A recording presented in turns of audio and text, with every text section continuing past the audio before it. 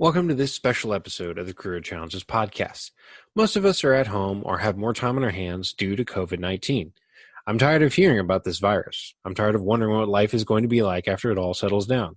And I'm tired of wondering where I'm going to buy toilet paper. Instead, why not use this opportunity to learn new skills, like producing a podcast or being part of the podcast production process? Listen in as my guest, Gina Horkey, and I discuss new ways to earn money from home through freelance writing, being a virtual assistant, and best of all, podcasting. Gina is launching the podcast publishing school soon, and listeners of the Career Challenges podcast can get $100 off of this course when they use promo code Kyle100. That's Kyle $100, KYLE $100. And now, my interview with Gina Horkey. Hi, I'm Kyle Werkerly, Certified Professional Ghostwriter. I'm glad you're listening as I welcome industry experts to share stories of lessons learned the hard way, overcoming professional hurdles, turning experience into actionable knowledge, and how to connect with your target audience. This is the Career Challenges Podcast.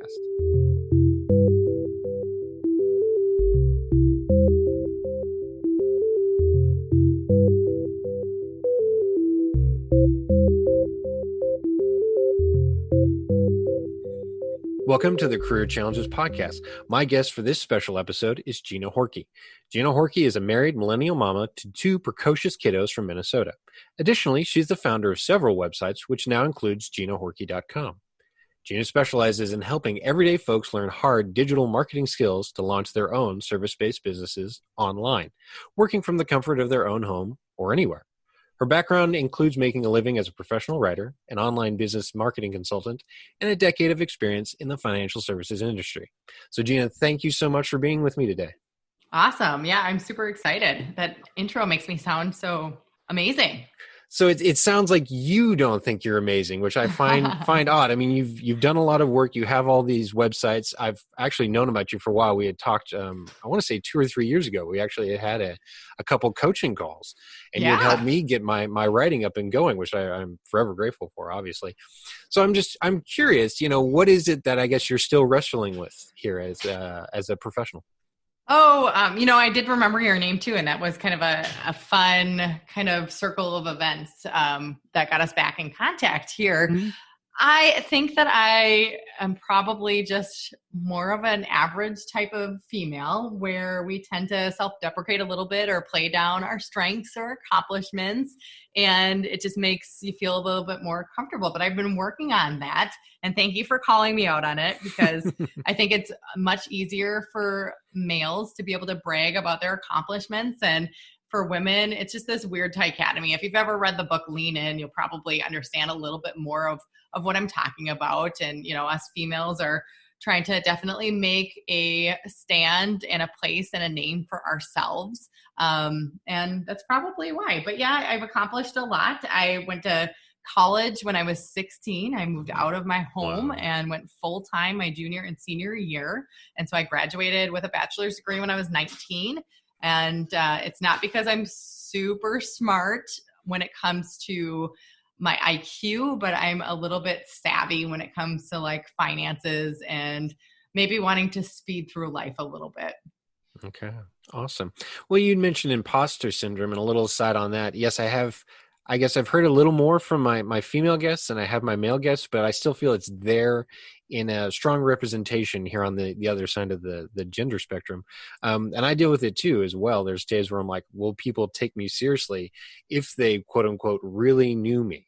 And so I guess that's part of it where that self-deprecating humor comes from, because you kind of like, well, I don't want to take myself too seriously. I want to have a little fun with it. I don't want them to think that I'm serious all the time. And at the same time, I don't want to come across as completely arrogant. Right. So, I do that self-deprecating humor, but also I've gone too far with it sometimes where actually in a previous job, I was working really hard. The boss or my supervisor recognized that, and I really liked working for the guy. I mean, he was one of the favorite bosses I've worked for, or supervisors. He was a true leader in my eyes. And he came up to me and he goes, you're working really hard and this is a temp job. We're really hoping we can find a permanent position for you. And in that moment, I'm like, well, do you know I have a really checkered employment past? And I started kicking myself. I'm like, why did I say that to this guy? Yeah. It's like that Anyway. self-sabotage. Like some of us, unfortunately, have Mm-hmm. the ability to bring that into the mix at the very worst times. But honestly, this last year in particular has been a year of growth for me. I Mm-hmm. actually became sober almost a year ago. So Oh, Cinco de Mayo, congratulations. Yeah. yeah, is my sobriety date where I quit drinking alcohol. And I actually reached out for help and I went to a treatment center, and it was a big, scary thing, but I've never felt like I've stepped into my own as a person as much as, just lately. And I've come to the conclusion that not everybody needs to like me, and I don't need to be a people pleaser or be responsible for all of the things. And those are tough lessons for me to learn. Yeah. And you had mentioned the 1/3 rule, 1/3 of people will not like you. 1/3 of people Mm-hmm. will not really care if you're there or not. And then Yep. there will be that third who really do like you and they want to work with you. They want to follow you. They engage with you regularly on social media.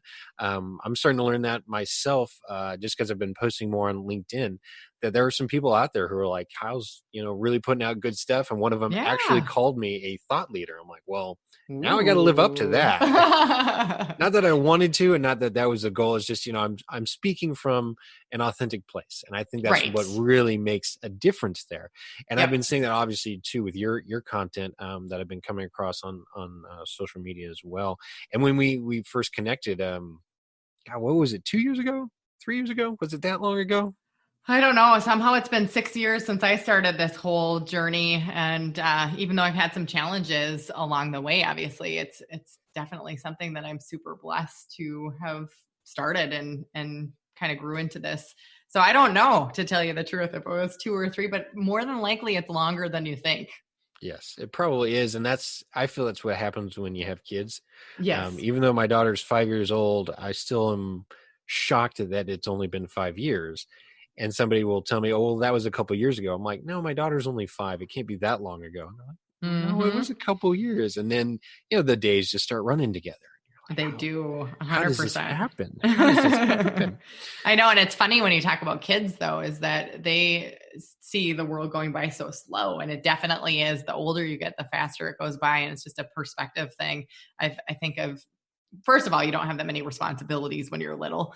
Hmm. And then they definitely intensify as you get older. And then I think there's just something to, getting towards the midlife years of realizing that there's less time left than you would have hoped. It just is somehow caught up with you. Hmm. True. True. So, we're kids and grown up. And so you wanted to, build something for them, right? I remember when we first connected, you were talking about how you were the one working, your husband was a stay at home, at the time. Hmm. And so you wanted to do something, that was real, that it wasn't just, you going to a 9 to 5 job. You wanted to actually build something that, you could be proud of, and that, would provide more for you and your family, and not just from a monetary standpoint, but that you were more available. So Yeah. looking back now, and like you say, it's probably been 6 years. Can you identify kind of that period or that moment when you decided this is what I want to do, or this is what I at least want to try to do? And what was that moment like? What were those motivations? Yeah. So the funny thing is I had no idea that what I started would turn into what we have right now. What I wanted was to have some flexibility and some freedom and influence on the amount of money that I earn based on kind of the hard work that I put into play. And so I started college early. I started my career in personal finance really early too. So I was 21 years old in 2005, 2006. And then of course, a couple years after I started my business as a financial planner, we had the Great Recession. So those were fun Oh yeah, times. yeah. I But I, graduated college right when that happened. So yeah. yeah. And I learned so much though at the same time. And I think, for anybody that's tuning in, these are some really hard times, obviously with COVID-19, but at the Mhm. same time, we go through some really hard times as an economy about once a decade. And Mhm. so we need to be prepared for that as well. Here's my little PSA announcement, both for personal situations, but I feel like even more strongly with what we're experiencing for the business owners is that we should kind of plan ahead and have some cash reserve set aside. 3 to 6 months is great for your personal situation. You should probably have a couple months set aside for your business. And we're seeing a lot of businesses that, they didn't fail, I'm sorry, but they had a lot of trouble being without customers for a week or for 2 weeks. So I'll end my little tirade there. But yeah, I had no idea what I was building at the time. I just knew that I was feeling kind of frustrated and stuck and unfulfilled in my career. So once the recession hit, it was 2009 that I decided to maybe look at another alternative within the same field. And I interviewed and got hired by a local financial planning office. It was on the franchise side, and I was on the employee side of the same company. And it allowed me to continue to work with a small portion of the clients that I had built up. And then I did some support work for that family run, but very profitable practice as well. And so that allowed me to work closer to home. And we started our family a couple years after that. And when I had our first child, then I negotiated a 4-day work week. And so on paper, this career in finance had evolved to be something that was somewhat of a dream job. I got paid decently. My husband was able to quit his job in 2013 after our second was born. And, there were parts about my job that I really enjoyed. I just was looking at another 30 years of the same thing and not feeling really excited about it. Mm-hmm. I kind of felt like this was my own version of like a Groundhog's Day. And a part of that was because I was pretty effective at what I did. And more days than not, I was finished with the work that I had within the first several hours. And I felt like I just had to ride out the time clock. And that didn't feel very good. Mm-hmm. And so that started to kind of stack up and make its case. And I had this hard time with thinking about entertaining the idea of another career option because I felt like I had made my stake and I had committed to my clients and to my family and to all of these people that knew me that I was building this business in personal finance. And so for me to change my mind felt like a really big failure. And when I look back, that is such a dumb way to think. Mm-hmm. But at the time, it's where I was and it's what I identified with and it's what I was kind of conditioned to believe. And so I did have to bust through kind of some inaccurate beliefs about my career and about kind of my life in general. And so that's where I came to in 2014. Wade had almost quit his job like a year sooner. We had a 10-month-old baby, and then our kids are 19 months apart. So our son was like 2.5. And I just was like, okay, I'm going to, I'd been reading some stuff by Tim Ferriss. I'd been reading some stuff by John Acuff, and I was ready to like think about another option. And I had exhausted kind of my opportunities within the space that I was. I had pitched a plan to buy into the practice and kind of change my role within that environment, but it still wasn't what I wanted. So I had that opportunity. It just like, I finally just came to terms with this isn't the field that I want to be in. And so I started Googling some things and I came across freelance writing for the web. I had no idea that this world existed before 2014. And it was intriguing. I had been writing like some rough drafts of some novels. They were on the fiction side of things, but I had this hobby and passion around writing. I did not have a journalism degree. My degree is in psychology. It's not even in finance. But I was like, okay, well, I can do this. Like, I feel like I'm a clear communicator. I enjoy writing. Like, I could write some stuff. And so I put myself out there and I launched our first website, which is horkeyhandbook.com in May of 2014.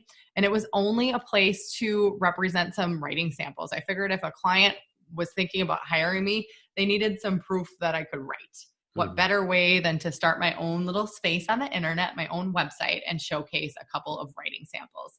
And it worked. I pitched for various different gigs and I landed 2 within my first month. The very first one, I was ghostwriting 2 gluten-free coupon blog articles. I think I got paid $40 for the 2 of them. I was not a couponer and I was not gluten-free. But I had this figure it out type of mentality. And then the next writing gig that I got, and it's so fun to reflect back now. So take notes or write a journal, or like me, I had a blog where I shared my journey of starting this business. And now I know these numbers and these facts and these stories because I don't remember all of the things, but I definitely remember these. I remember where I was writing my second gig. So after I secured it, it was subcontracting out from like a writing mentor friend of mine. I was writing WordPress theme descriptions. They had to be 150 words each, and I got paid $7.50 per 150 word WordPress theme description. And we were on vacation with my husband's side of the family. And we were at a cabin a couple hours north of where we live. We live just north of the Twin Cities in Minnesota. And here I was holed up in the bedroom, probably like looking for this reason to escape anyways of like, like family can be a lot. Yeah, so sure. They could do their thing and I could take a couple of hours to work on my business and make some money. And so I sat up there and I cranked these out, and I just remember like that level of satisfaction. But the funny thing is I barely knew what WordPress was, which is obviously the back end of a website or a blog. So knowing what a WordPress theme description wasn't in my wheelhouse at this time. But again, I had this figure it out mentality. I can do it. The worst thing that's going to happen is they tell me that it's trash and then I don't take their money or something like that. Right. Yeah. So that's how I got started. And it was just offering services in September of 2014. So just a few months after I started offering writing, I came across this online entrepreneur that seemed to have trouble with getting back to me as far as email, but it seemed like he actually cared about, his clients or customers. And so I just one day was like, hey, like, it seems like you're having some trouble here. And this is something I can help you with if you feel like hiring it out. And he said yes. And I remember standing in my yard and taking a phone call and kind of discussing rates and what that would look like. And we started working together. And that was like the tipping point of my business at that time, because it allowed me to have enough reoccurring revenue come in. So I knew coming into a month how much money I was going to be making based on this contract with this client, and that I could pair together the other writing projects, which aren't always dependable income, to be able to leave my job behind. And so I had a conversation with my office, who I really respected and liked. And I said, hey, like, I want to like implement a plan for us together for me to transition out. And luckily they were very receptive to that. I definitely took ownership and responsibility about being proactive too, though, because I was instrumental then in helping to find and train my replacement. So I left that situation very good. I did not burn any bridges, and I could feel really good about it as well. The cool part is that I kind of left my day job behind in December of 2014. And again, I started the business in May of that same year. And they became one of my next clients on a contractor basis, because one of the things that my replacement couldn't do was write financial plans. And so then I did that, for a couple hours every week. And I think they paid me maybe a $500 a month retainer. But that was also kind of that next piece of the puzzle that really helped me to feel confident and continue moving forward. So kind of a lengthy story for just the first part of my journey, but there's probably a lot to unpack there. Definitely. So are you going to, catalog your adventure in a book? Yeah, that's on the docket. I have a title picked out, and I actually started writing an outline and some sections last fall. And I'm so glad that I stopped, even though at the time it felt like I wasn't following through with a commitment that I made. I actually enrolled in the self-publishing course school, if you've heard of that. It's a higher end course to help you to stay accountable as well as get a good finished product out there. And so I had all the intentions of the world in order to follow it through. And now that I'm getting closer to a year into sobriety, I just realized how much different the story is that I want to tell. Mm-hmm. And then if I would have continued on at that time, I don't think it would be kind of the same vision that I have for it now. So I haven't picked it up again. And I also don't feel the same level of like pressure of having to complete it. I know it's in me. We have some other books we'll be releasing this year, but they're definitely more like top of funnel kind of marketing for the different products and services that we offer. So I do have a book out there on freelance writing. You might have encountered that in the past, and then we'll have some very skill specific other ones coming out this year. But the book is how I refer to it, is still in the marinating stage. Definitely. So a little tangent here. I'm just curious, are you going to go straight nonfiction and kind of use real names and real situations? Or, and I've heard other people doing this too, where they kind of take the situation and they fictionalize it, I guess, to make it more dramatic, or to embellish a few things without running into the issue of maybe slander or libel in that situation. But, just take, lift events and kind of characters out of it, but change them around so that it's not really noticeable that these are real people. Yeah, that's a good question. I mean, I think whatever route that I took, it would be being very cognizant of the fact that I have a level of love and respect for all of the people in my life and in my path and in my journey. When people ask me the question of like, what would you do over again differently, I don't think that I would do anything differently. I've made some grandiose mistakes in my lifetime. Sure. I'm beyond like nowhere close to being perfect or anything like that, but I'm okay with that because that is a part of my journey, and I wouldn't be in the same place that I am now without all those things happening, even with making some not so great like decisions or whatever. But you learn more from failures or mistakes than you do from things that come easy to you anyway. So that's my kind of point of view. One book that I recently finished is called Open Book by Jessica Simpson. So you might know her as the Pot Princess. Yes. For anybody, and I think dudes would probably like enjoy this read as well. I got it on Audible because she self-narrates, and I've really enjoyed listening to several different authors in that way where they tell their story. Even though it's a book, you're listening to it, and I've just really enjoyed it. And hers was one of them. And one of the reasons I was drawn to her book at first is that she actually went through her own sobriety journey in 2017.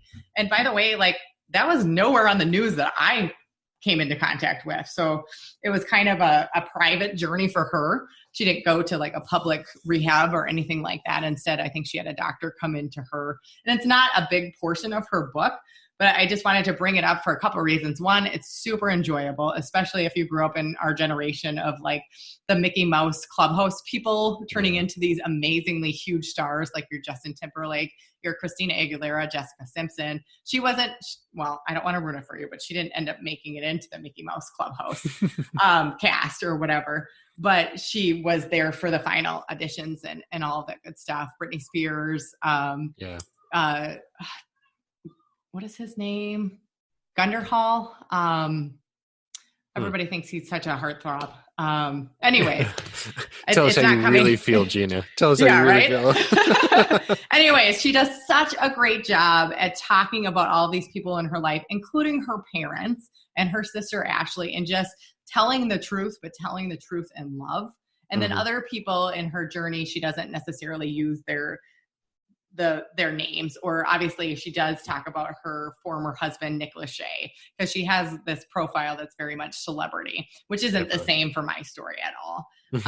So great read. And she just does such a good way of telling her story without like offending anybody else or like carrying this sense of resentment or anything like that. She just really, you can tell, loves on people where they're at and not from a judgmental perspective. So hopefully that answers your question. Yeah, that was a great answer. I love that. I've read some quote unquote fictional accounts of real stories, and they're very upfront in the opening. They're like, well, a lot of this is based on stuff that really happened to me or that I went through. And in the interest of not, delving or fighting with legal issues or, offending people or hurting people's feelings, I'm just going to, change things around. And so, if it sounds a little crazy, it's probably because I'm trying to avoid those legal issues. I'm like, oh, that's a cool approach to do it. And, I have been batting around the idea of a book as well. I know my life is not really interesting, but I'm like, if I made it fictional, I think about self-deprecating. Yeah, there you go. Well, again, going back to that, you gotta be honest here. But I was feeling if I took a fictional approach to it, I think it would be way more interesting, but also then, I don't have to worry about, well, will this person get offended if I really explain how I felt about them? Well, if it's a fictional character, then it wouldn't really matter. I remember J.K. Rowling, she said the guy that she based Gilderoy Lockhart on, he still has no clue that character is him. And so I thought, well, that's interesting. That's a good way to sidestep that issue. And if it worked for J.K. Rowling, it should work for me and maybe for Gina Horkey too, if she decides to go that route. Yeah, and I envision the book less about like this tragic journey or through like sobriety and things like that. It's more of just like, I guess, a little bit of an autobiography. I don't know. But the interesting thing is that recently, so I thought I would self-publish, and recently I've come around to the fact like maybe I would actually go after traditional publishing, and this would still be then a little bit of a business move, but it would be less of, again, the books that I was talking about before, very much like introducing you to different services and skills that you can master in order to turn around and offer as services to clients. Like this book would be more of the inspirational kind of my journey, my story type of thing, with hopefully a lot of pockets of humor and then some tangible little lessons that you can apply to your own life, or maybe give out as, hey, that she did this and it didn't work out so well for her, or she did this and it seemed to work well. So maybe you should consider it, kind of thing.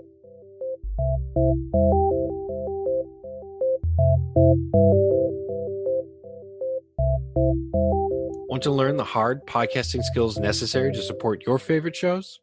My friends at Podcast Production School have you covered. Their online course is designed to help you master the skills and strategies needed to launch, manage, and grow podcasts for business owners or professional podcasters. They'll help you learn everything from audio editing to show note creation and even marketing and promotion. Listeners of the Career Challenges podcast can also get $100 off when they use the promo code Kyle100 at checkout. That's Kyle $100. KYLE $100. While you're there, download the free podcast production and launch checklist. This resource requires no purchase and gets you started on learning the steps to produce and launch a podcast. Download the free podcast production and launch checklist today. To do that, visit podcastproductionschool.com/workbook to grab yours.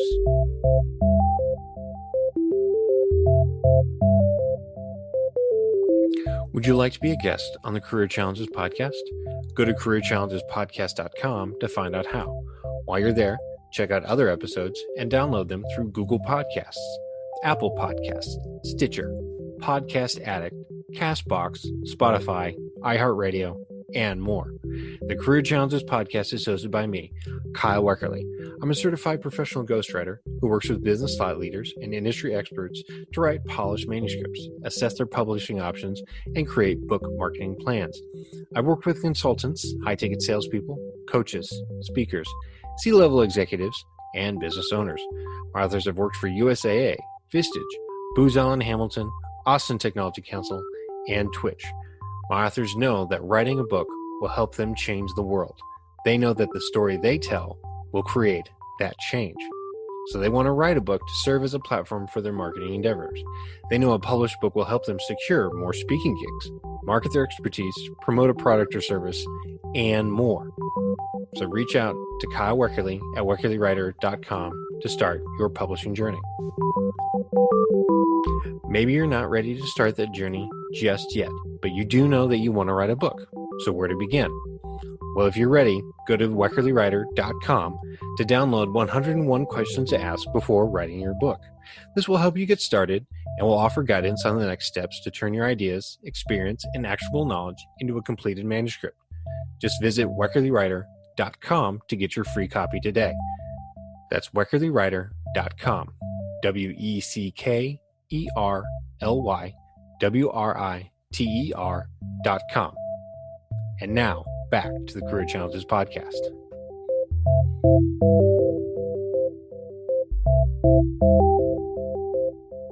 Awesome.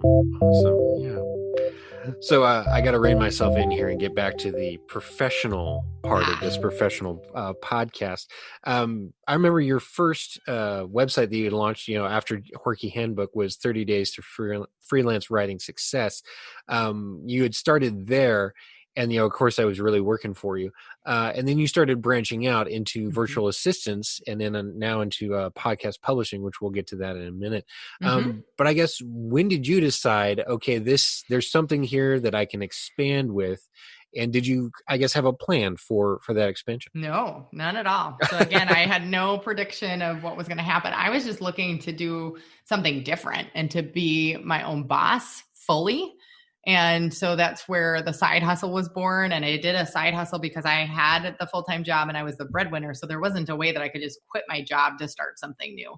So I definitely did it in the safest way possible. But I was also highly motivated to change my circumstances. And so I would wake up at like 4:30 in the morning. And honestly, it was November that I decided to write and publish my own online course. And it was based on that mentor that I mentioned before. He's like, Gina, when are you going to come out with your own product? Like, that wasn't on my radar at all. Like, who was I to do something like that? And so what I did for the month of November is I used that morning work session to write at least one lesson every day. And that's how 30 Days or Less to Freelance Writing Success was born in December of 2014. And again, I just started my own journey in May of that year, but I do feel like I have a gift of teaching, and I do feel like I have a gift of communicating, especially in the written medium where you can edit yourself as much as you want. Yes. I love editing. Yeah. So the great thing is that I just used some of the gifts that I already had, and the consistency element of getting a little bit done every day also worked in my favor. So whenever I looked at the big goal of quitting my job, or if I'm looking at it for some other instance of my business these days, starting with that end goal and then breaking it down into realistic milestones is something that's really helped me to accomplish kind of bigger things. And when I put it out there, I had no idea that my business would end up changing in the way that it has, where it's really education focused at this point. I just knew that somebody told me, hey, like you should create a product so you have some passive revenue. Oh, what's that? Tell me more. Yeah. And so that's when that was born. And then I realized that I had kind of this dual role within my own business of freelance writing, which is what I knew about first and what I taught in. And then the customer service and email management that I ended up doing for that first client, I landed other clients doing the same thing, and I commanded pretty high rates for doing that. And it was called virtual assistant work, which is another new term to me. And so I thought, okay, well, if this course is doing so well, how do I maybe kind of switch gears but do something similar? And I wrote that course from scratch. Another memory of mine, we took the kids to the zoo, and I had this brainstorm, and I wrote out an outline for 30 days or less to virtual assistant success. Wow. And I remember exactly where I was, and and then that came to fruition. And then we kind of tested the two out against each other to some extent, because here's the thing is that freelance writing or content production in general can technically be considered a virtual assistant service in the way that we define it. So what we define a virtual assistant as is somebody that has skills, services, or time that they're trading in return for pay for a client that's in need of those services, and they're able to do them virtually. So anywhere that you have a computer and an internet connection. And the thing is that writers don't want to be considered virtual assistants. And a lot of men don't want to be considered virtual assistants. They tend to specialize a lot sooner. And that's kind of where our businesses transition to these days. And podcast production school is a prime example of that. And so we got into the freelance writing game. And I say we, because now we have a team. At the time, it was just me. And then got into the virtual assistant kind of game. And then the feedback that we're getting from our students is that, okay, I want to learn some hard skills and I want to learn to specialize. And so we released a couple of other smaller courses, one on email management, one on project management. And then this year we're really going kind of big. And in 2016, I guess I should bring us back to that point.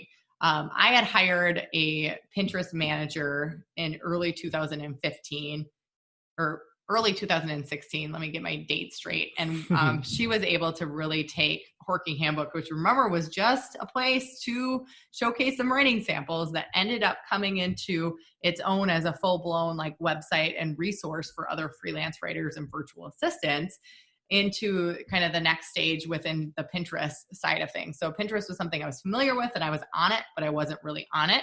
And she cold pitched me at the end of 2015, and she's like, hey, I see what you're doing on Facebook and over here on LinkedIn. Have you ever considered like putting some more attention towards Pinterest? And so we started this dialogue, and we just finished revamping that course. So it was kind of fun because we, again, dove into kind of the journey and the past by re-looking at our original email exchange. And there's 17 emails back and forth of her pitching me on her services and me asking her all of the questions and then deciding that I wanted to get started working together on January 1st of 2016.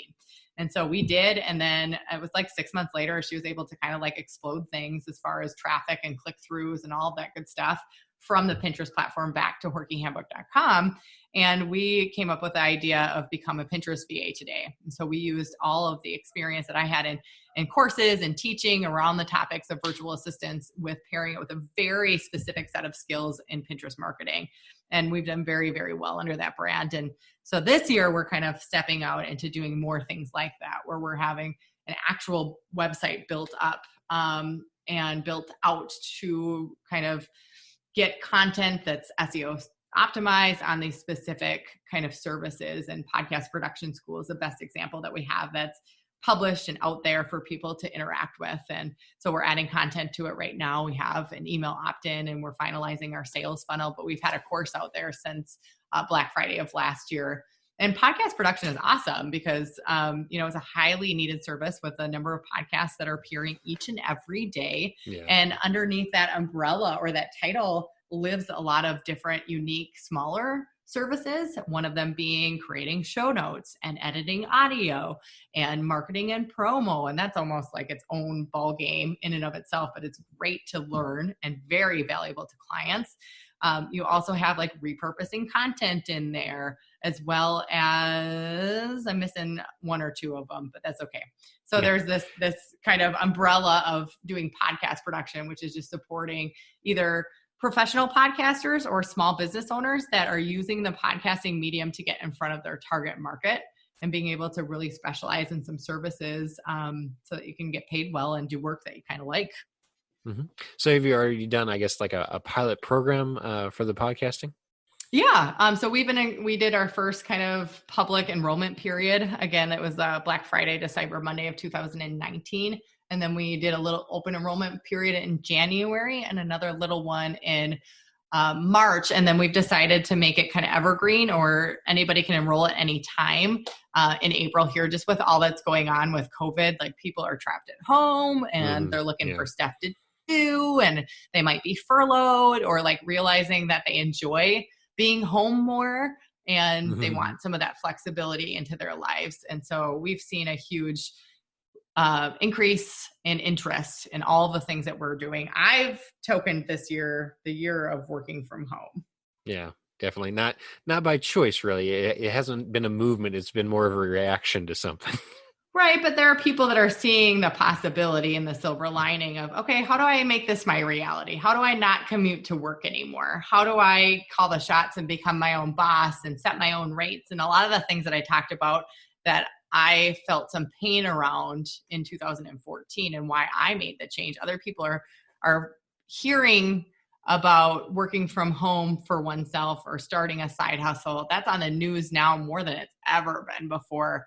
And I think it's kind of neat because it is like, a silver lining. And I think hard things cause innovation. They cause change, sometimes in not great ways, but I believe in hope personally. Yes, me too. So I guess kind of getting out of what we were talking about more, the podcasting, we're still very early. Yeah, I feel in the pandemic and how the world is responding to it. Sure. But I feel, we're starting to really plan and figure out what the world is going to be like now, what our new normal is going to be. So do you, I guess, have one or two predictions that you feel really could happen? There's a strong likelihood that they'll happen. And I guess why? Yeah, with the pandemic especially. Definitely. Yeah, I think that remote work is going to be a new thing that more corporate companies are open to. So I think that this has been a thing already, but it's not on a large scale. And right now it's causing it to become one on a large scale. And so a lot of employees are learning new tools like Zoom, which we're using right now. Like, that's becoming a part of their normal language, and their normal day is using this platform and speaking with people virtually. I don't think that we're going to be limited to a geographic area of 50 miles anymore. And that's kind of typical if you kind of plan in how long it takes you to get to a job. Most people aren't willing to drive more than 50 miles or an hour to and from work every day. And I think that there's some positives that we'll see apart from that, which is less congestion, and Minnesota less road construction, which tends to be 6 months of our year is road construction and the other 6 months is winter. It's wonderful, right? Yeah. And so I think that there's going to be some changes there with remote work for sure. I know that this has been coming even without the pandemic, though, because when you look at millennials and what they value in a job from an employer, flexibility tops their list. One of the other things that they're really drawn to is their coworkers and whether or not they like who they're working with. So money used to be the primary motivator for most people. And I think as we're learning what creates contentment, not necessarily a happiness, but having like a content and fulfilled life, then they're rearranging their priorities and what they're going after because they've seen their parents sacrifice for someday. And, that's been something I was a proponent of in financial services, but definitely in online business is like, don't wait until the kids are out of the house or that you're retired to like enjoy your life. First of all, you're not guaranteed a tomorrow. And second of all, like, what if you just had like a little bit more space? Isn't that better than a little bit more money? True. Yeah, I completely agree. So I guess bringing it back to the podcasting, which is what we were talking about.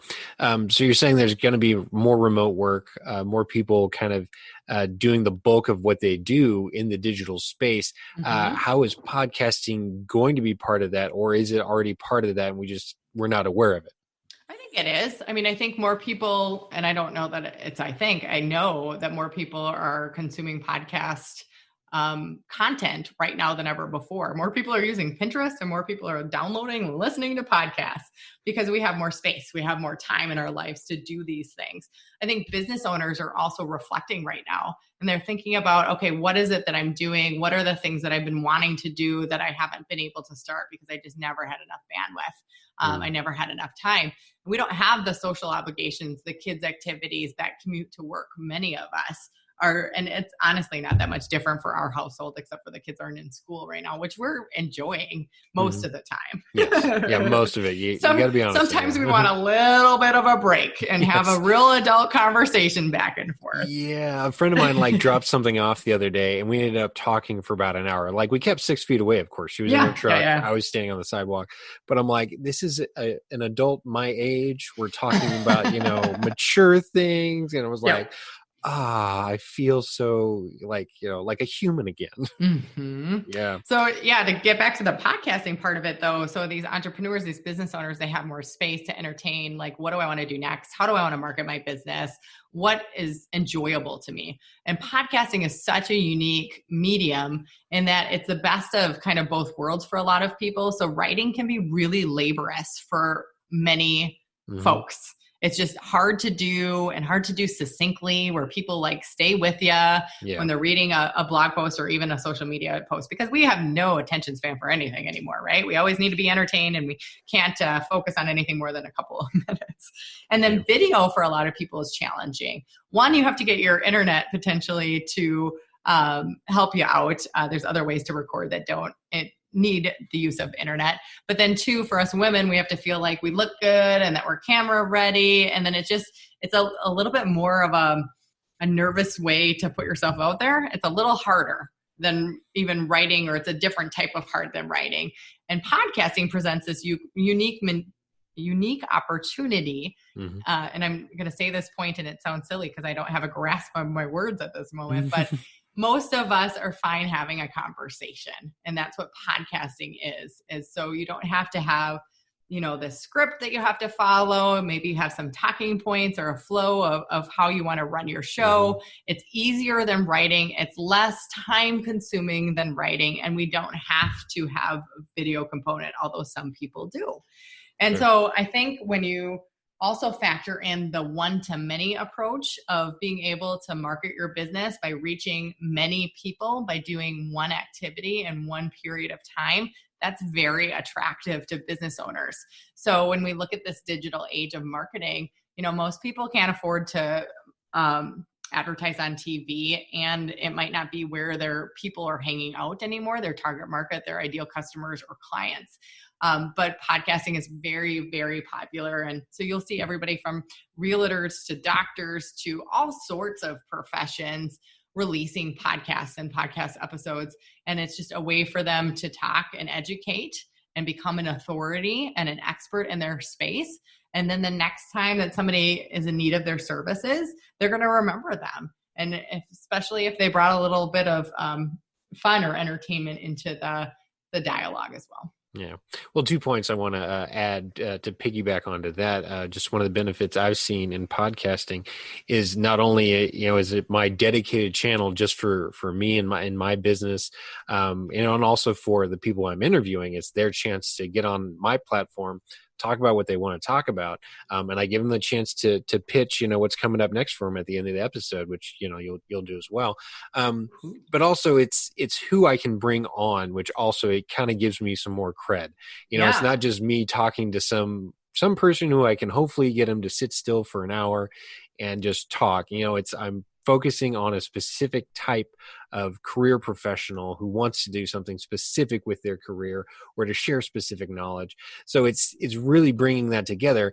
And when I first did it, I was going out and pitching people directly. Mm-hmm. I asked them, hey, I really think you'd be a great fit for this podcast I'm trying to do. And then I think about the 20, 25, somewhere in between 20 and 25 episodes, I got my first PR pitch. A PR specialist found me. She said, hey, I'm representing this person. I think they'd be a great fit for your show. Here's why, like all these reasons why. It looks so professional. I'm like, wow, they must think I'm the real deal. So, it made me feel really good about myself. And so now they're starting to come to me, which is great. And it also helps me to more or less focus what I'm trying to do with the podcast and with the episode. And it's really, I see it really growing and expanding from there. So that's one of the benefits too. And you had mentioned, that conversation, how we're talking more about, or we're doing more of a free flow thing. It's not a script or anything. And I feel that gives it that genuine feel. And, we've gone off on tangents about fiction books. And, I talked about how Neil Gordon and I on our episode together, we were quoting Monty Python. Yep. So it gives it that real conversation feel. And you're talking to people that are real people and that have other interests beyond the main topic of what your show is about. And I think it ties in quite nicely to the fact that a third of the people are going to love you.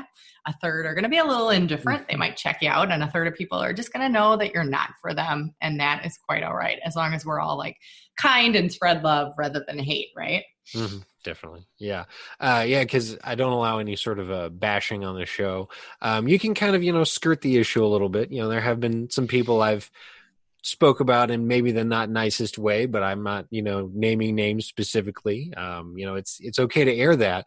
But at the same time, I want to make sure that's not a staple of the show. Every once in a while we can mention that, but let's not, well, Gina Horkey, who do you want to complain about on this episode today? I don't want to take that approach at all.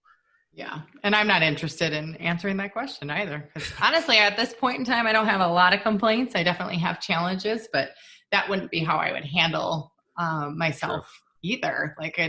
I think that podcasting is the medium is amazing, but the community is even better. Mm-hmm. And it's a little different than like other social media channels that you might be trying to, market yourself, your business, your whatever on. And then it's a pretty supportive, non-competitive place where people really believe that there's enough space for everyone to succeed as well. And one thing that maybe isn't on your agenda that I just wanted to make sure that I made clear is that I'm impartial to how you want to work. So if you want to become, or you are an employee of like corporate America or a business, like go you. And if you want to become self-employed and do your own thing and have your own business, like that's amazing too. It's not one or the other. And for some people like yourself, it's kind of both right now. Mm-hmm. And it depends on what your goals are and what your needs are and where you function best. So for me, it was being self-employed. And so I'm kind of a proponent of that because I do think there are too many people, and the statistics and the research shows this, that are doing work that they kind of hate or they really don't enjoy their work environment and they just feel stuck and they don't know another way. And so that's why I get real passionate about it, is because not only is it a way for you to create work you love and align yourselves with businesses that you enjoy. Like the easiest way to start and succeed in this business of offering services online is to figure out the things that you're good at, play to your strengths, and then continue to like learn new things to challenge yourself, which keeps you from being unfulfilled and bored. And then the other part of that equation is to go after businesses that you already like support. So you can look around your house and see what types of small businesses do you have products from, or are you using as a service provider yourself? Because if there are businesses that you feel some passion around and you get to like help them to do their business better, which usually means reaching more people, whether it's selling stuff or raising money as a nonprofit and saving the animals, like we like to save the sea turtles in our house, then that's pretty cool, right? Like why not align kind of your work and your passions? Are you always going to do 100% of your work is going to be amazing and you feel so excited about it and you're in love with it? No. I mean, it's still work is work for a reason, but you can get closer to that utopian goal. of choosing who you work with and choosing what you're doing for a living. Yeah. And the internet makes all of that possible in a schematics or logistics way, but it also makes it possible because of online education, and that's probably a whole nother conversation for another day. But I don't know that I'm going to push my kids to go to college unless they want to become something that's super specialized, that the only way to get there is by going to an accredited institution. True. Gina, what are, I guess, a couple podcasts that you like to listen to, like specifically for your job and for professional development, but also just pleasure listening? Ooh, that's a good question. I'm going to pull up my app so I make sure that the right ones are top of mind. I mean, I'm kind of a true crimes fan, so that's definitely not tying into my business at all. That's okay. I listen to the Office Ladies. So I need to put that on my player because that's the second time this week that has come up as a recommendation. Yeah. So like for me, that's pleasure. I like listening to that. Obviously, I can't get a career writing about the office or working in the office. The show's over, but for me, it's fun because it's all that trivia that comes with it. So I'm like, that's why I listen to that. Yeah. But the other thing is you never know what's going to spur like creativity for you either. And I think that sometimes we think we always need to be productive, but often when we relax and when we rest, or for me, when I work out, that's when I have my best ideas ever. Yeah. Sorry. So I'm totally just subscribing to that now before I forget. And then I'm going to go back. I mean, some of the people that are on my list right now, Think, Act, Get, which is James Schramko and Ezra Firestone. Oh man, I can't talk. And then my business coach is actually James Schramko. So he has Super Fast Business is his podcast. He's brilliant. He's over in Australia. Lots of great stuff for entrepreneurs. I mean, I listen to our church messages on our podcast, so they're on here. One of my favorite authors is Derek Sivers. So if you've never read the book, Anything You Want, and I think the subtitle is like 40 Lessons for a New Age or New Type of Entrepreneur. He's the founder of CD Baby. If you ever heard about that company, you might be a little too young, but it was before the iTunes and digital music was real mainstream. Mm-hmm. And so he was an independent musician out of California, and he just wanted to be able to sell his music on the internet. And so he learned to code and he learned how to set up like a checkout, which was way, way, way harder than it is today with all the tools at our disposal. And he started selling his music online, and his friends started to ask him to do the same thing. And so then he kind of built a business accidentally around this thing, and it got to be extremely profitable and large. And one day he realized he hated it. And he sold it. And then he moved halfway around the world and he put it into this charitable remainder unit trust or whatever, which is a fancy way of doing some financial planning and being able to create an income stream with also having intentions of giving it away in the future. So just an incredible story, super down to earth. And then he also has a podcast and a blog, and his content is so thoughtful, but so succinct that it's just amazing. It's just, he strikes this brilliant chord between the two. Awesome. And so you, those were the professional ones. What about for pleasure? You had mentioned true crime, and then you literally just subscribed to Office Ladies in our conversation. Right. Yeah. Were there any others? Serial was one of my favorites from like a just totally for pleasure type of podcast or whatever. And The Minds of Madness is one where I met Tyler, who's the host of that show. He's kind of a big deal. I met him at PodFest, so he's on my list to continue to sink into as well. But yeah, that's about it. Awesome. All right, so we're just about out of time here, Gina, but I do want to give you that opportunity. What's next for you? You said you're going to be launching the podcast publishing school, and then also GinaHorkey.com. Is there anything else? Because it sounds like you're pretty busy. Oh, we got our hands in all of the little honeypots. No, the best part about my business now is not only do I know how to teach people hard skills that they didn't know beforehand, but I know how to help them to market themselves and really build a sustainable business that's authentic to them and that is of service to the client. And so like, I really enjoy my work. And the cool part about it is that I also have found ways to kind of take advantage of the circles that I run in as an entrepreneur in order to get these students hired. So I teach them how to build their business, finding their own clients, but we also bring client leads into our communities as well. And then the next stage of this is really just being intentional about the different types of hard skills that we're teaching. So podcast production school is definitely out there. We'll have some really great content on the website within the next week or so. And then we're actually getting into like virtual bookkeeping and YouTube marketing next. So those are 2 courses that are due out within the next few months. Wow. Awesome. So then if people have more questions, specifically podcast publishing school, GinaHorkey.com, Horkey Handbook, or any of your other courses, I guess where's a good place to start or to connect with you? Yeah. So I would go to GinaHorkey.com. That's where all of the brands will end up living, like at least as a resource to go and find them. And it's a little easier to remember and to spell. So Gina, Gina. My last name is Horkey, HORKEY.com.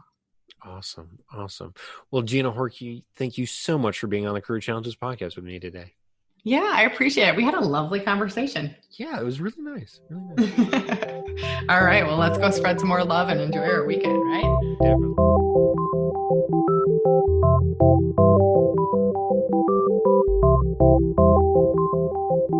Thank you for listening to the Career Challenges podcast. Don't forget to subscribe and like the Career Challenges podcast on your favorite podcasting app. Visit careerchallengespodcast.com for more information. And if you really like me, then you'll write a review. And don't forget to pick up your free copy of 101 Questions to Ask Before Writing Your Book by visiting weckerlywriter.com. That's WECKERLYWRITER.com.